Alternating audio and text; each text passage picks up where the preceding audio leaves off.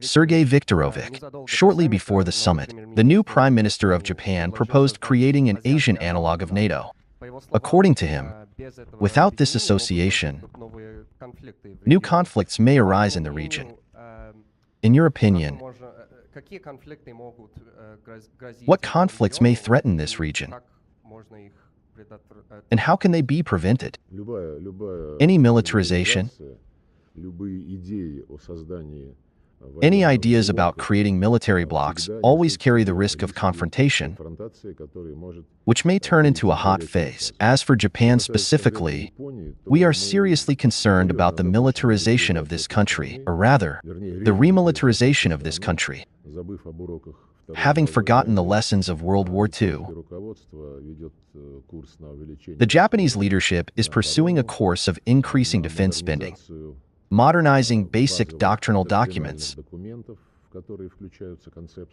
which include the concept of the possibility of delivering preventive strikes.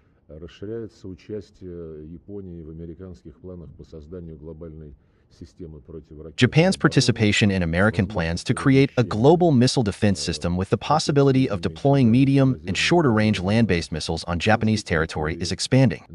And in general, Japan is working to strengthen its military potential both in traditional areas and in new areas, such as cyberspace, space, and other areas. The number of naval exercises involving the United States and other NATO members, which Japan is involved, is growing.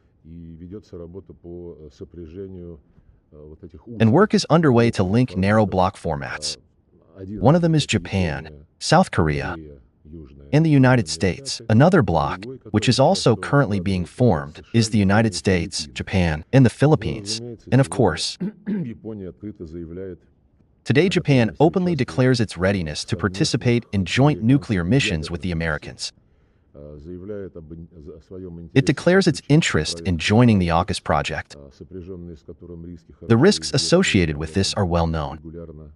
We regularly talk about this at the IAEA, and in general, such an open rejection of the peaceful development of the country, of course, cannot but worry. In general, this can lead to the dismantling of the entire system of the modern world order, to its replacement with the very same rules-based order, which the Prime Minister of Japan spoke about at length again today at the meeting. And the United States is actively and obviously pushing the Japanese towards such a course. Recently, the U.S. ambassador to Japan stated that the United States aims to create in the Asia-Pacific region, I quote, a trade and defense council of about 50 countries in order to contain China economically. That is, aggression and confrontation are brought not only into the purely military political sphere, but also into the economic sphere, preventing universal approaches to ensuring inclusive formats of mutually beneficial economic cooperation. Ilya Ermakov, TASS Agency. You have already mentioned the interest of ASEAN countries in BRICS. Here, on the sidelines of the ASEAN event, has any of the countries declared their interest in joining BRICS? Well, this topic was not discussed here at the plenary sessions, but, as I already said, a number of ASEAN countries have been invited to the BRICS summit in Kazan from October 22nd to 24th. They have accepted these invitations, so you will see them all in Kazan. Natalia Solovyeva, Russia 24 TV channel. Sergey Lavrov. Even before the summit, the American press wrote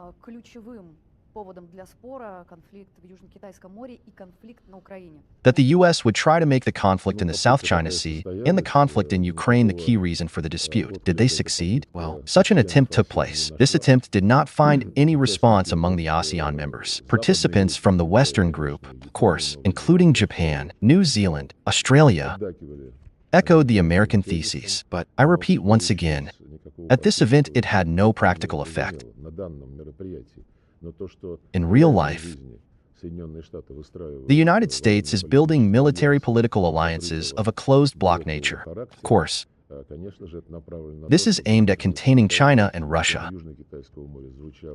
The topic of the South China Sea was mentioned quite often in the statements of the participants. By the way, the Chinese themselves, Chinese Prime Minister Li Qiang, who represented Beijing at this event, confirmed their interest in all issues that arise in connection with territorial disputes in the South China Sea being regulated on the basis of international law, primarily the 1982 UN Convention on the Law of the Sea, and also within the framework of the negotiation process that has long been underway between China and ASEAN. This has already led to 2 statements on the principles on which further work should be built. This work is currently underway in the direction of agreeing on a code of conduct in the South China Sea between Beijing and the ASEAN countries. Sergey Viktorovich, Zvezda TV channel, Natalia Zidkova. I can't hear you. Speak louder. You have already mentioned that Washington prevented the adoption of the final declaration. However, is it true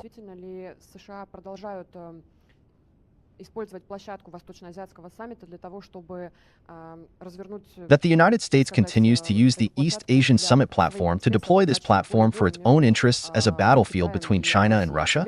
Sorry, not between China and Russia, but specifically to use this platform for confrontation. Well, that's right. It is precisely for these purposes that all the efforts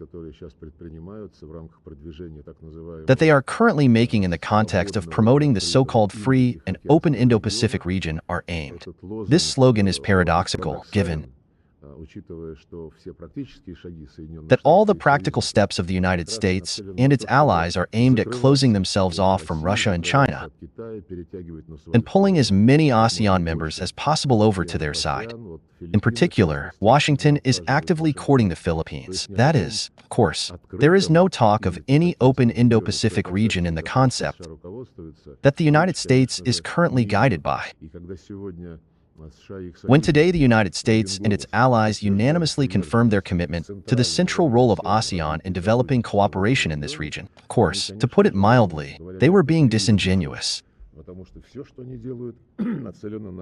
because everything they do is aimed at containing China and Russia. In particular, everything that has been accumulated over many decades within the ASEAN-centric format,